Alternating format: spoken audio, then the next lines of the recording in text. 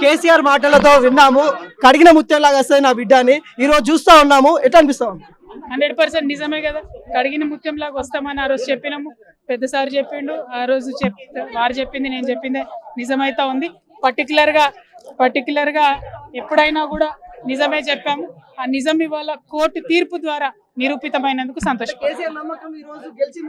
100% కేసీఆర్ గారి నమ్మకము, ప్రజల ఆశీర్వాదము, న్యాయం గెలిచింది, నిజాయితీ గెలిచింది. చాలా మంది విమర్శించారు, ఈ రోజు ఏం చెప్తారు? వాళ్ళే చూసుకోవాలి, నేను చెప్పడానికి ఏముంటది.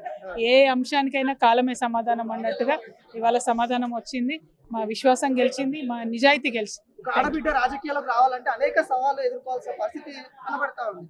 ఆడబిడ్డగా ఇప్పుడు తెలంగాణ ఉన్న ఆడబిడ్డలకు ఏం చెప్తారు? ఎన్ని సవాళ్ళు ఎదురైనా దేవుడు ప్రకృతి సహకరిస్తుంది అనడానికి ఈ తీర్పు నిదర్శనం.